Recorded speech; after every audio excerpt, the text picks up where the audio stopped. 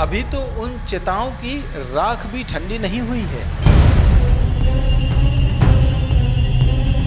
आखिर कौन सा टॉनिक लेते हैं हम भारतीय जो जख्म इतने जल्दी भर देता है? जरा सोचिए उन परिवारों के बारे में जब मैच हो रहा होगा और हर बॉल पर बजने वाली तालियां उनके जख्म पर किस तरह प्रहार करेंगी।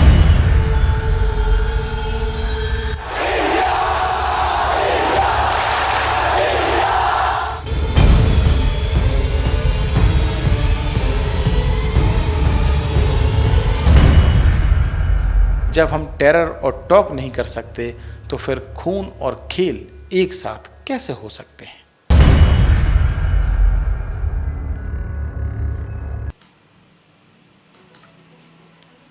नमस्कार मित्रों, कैसे हैं आप सब?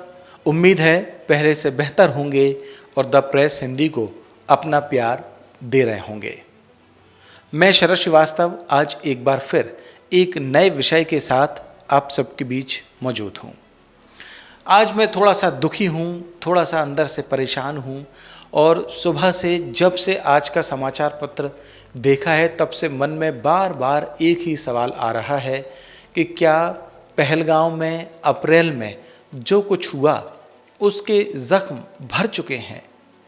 क्या हमारी संवेदनाएं खत्म हो चुकी हैं उस घटना को लेकर जिसने पूरे देश को हिला कर रख दिया था?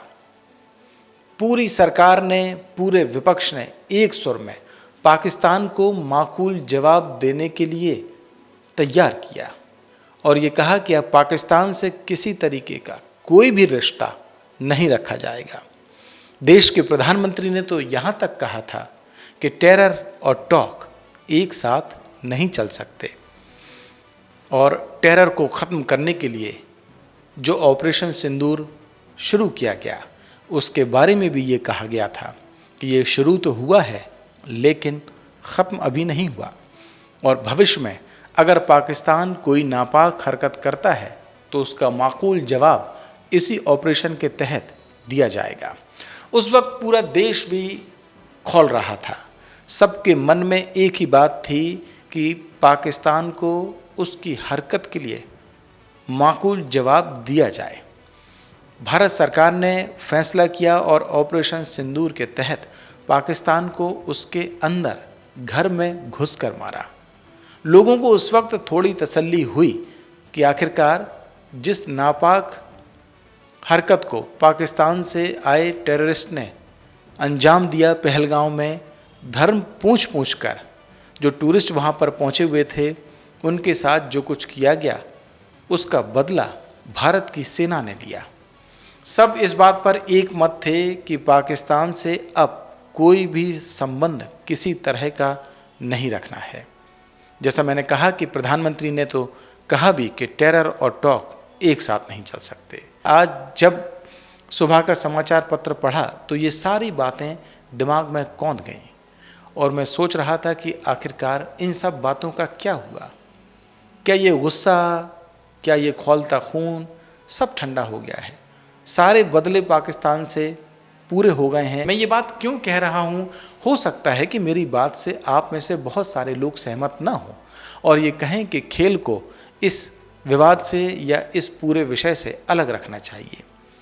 लेकिन क्या ये सही है और क्या ये होना चाहिए कि एक तरफ कुछ आतंकवादी आएंगे और पहलगाम में धर्म पूछकर लोगों की करेंगे और फिर वापस चले जाएंगे और हम जो उस वक्त में खौल रहे थे इसलिए कि पाकिस्तान को जवाब दिया जाए, अब जब मैदान में उनके साथ होंगे तो क्या ये खेल हमें सूट करेगा? क्या हमारी संवेदनाओं के साथ ये खेल जुड़ पाएगा?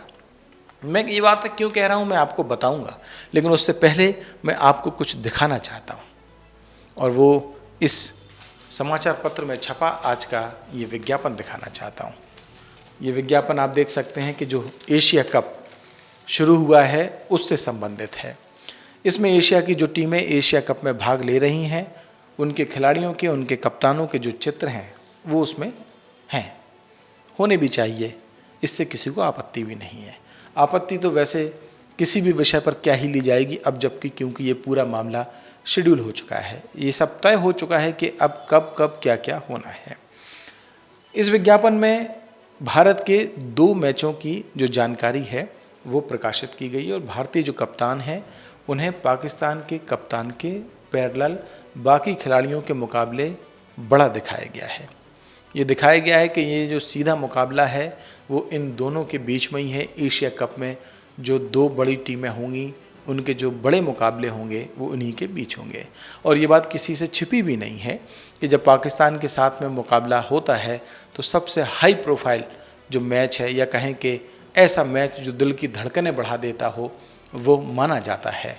ये बात पहलगाम हमले से पहले तक तो ठीक थी, लेकिन उसके बाद ये सवाल उठने लगा था कि जब हम टेरर और टॉक नहीं कर सकते तो फिर खून और खेल एक साथ कैसे हो सकते हैं। क्यों आखिरकार ये जो मैच है वो शेड्यूल किए गए हैं।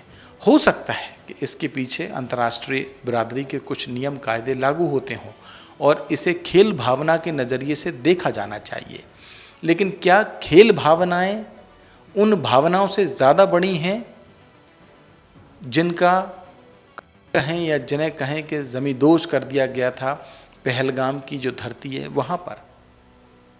वहाँ क्या हुआ, किस तरीके की चीज़ें हुई, सब ने देखी थी और वो तस्वीरें आज भी हमारे और आपके जहन में जब आती हैं तो शरीर अंदर से सहर जाता है। ये सोच कर के आखिरकार वो नौजवान या वो कपल जो वहाँ पर शादी के बाद घूमने गए थे या अपने परिजनों के साथ घूमने गए थे, या वैसे ही उनका कोई प्लान यार दोस्तों के बीच बन गया था और उस वहाँ पर आतंकवादियों ने उनके साथ में जो कुछ किया वो बार बार दोहराने की मुझे लगता है कि शायद आपको ज़रूरत नहीं होगी।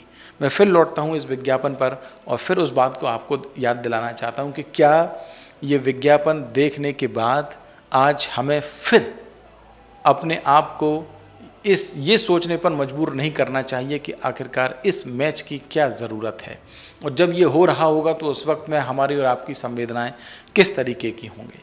इसमें बाकायदा तारीख भी लिखी गई है, 14 सितंबर रविवार को ये जो विज्ञापन है उसके तहत भारत और पाकिस्तान का जो मैच है वो शेड्यूल किया गया है।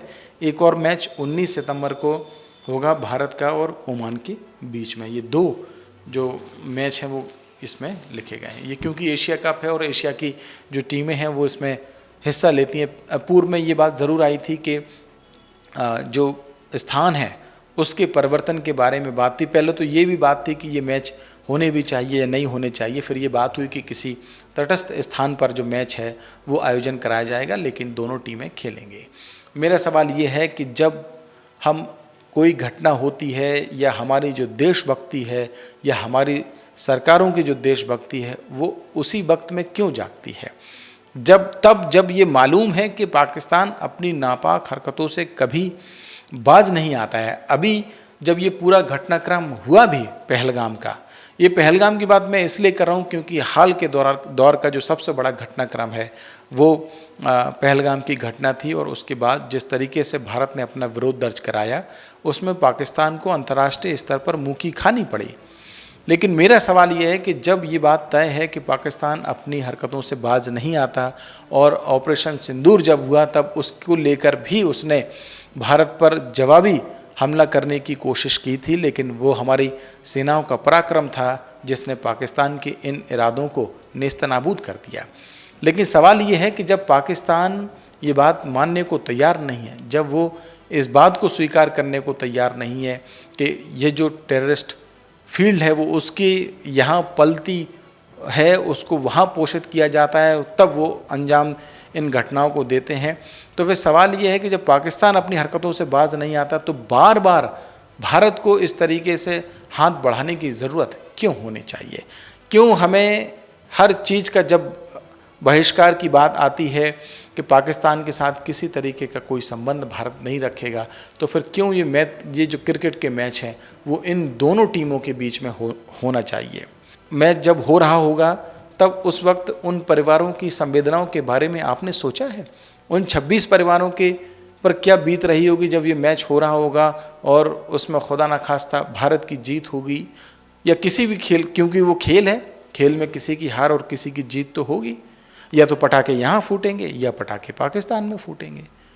वो पटाखे कहीं भी फूटें, चाहे जीत के पटाखे पाकिस्तान में फूटें या जीत के पटाखे भारत में फूटें, लेकिन उन 26 लोगों की संवेदनाओं के साथ आखिरकार क्या होगा, उनके दिल पर उस वक्त क्या बीत रही होगी जब वो देख रहे होंगे कि दोनों टीमें आपस में खेल रही हैं और लोग उसका लुत्फ उठा रहे हैं।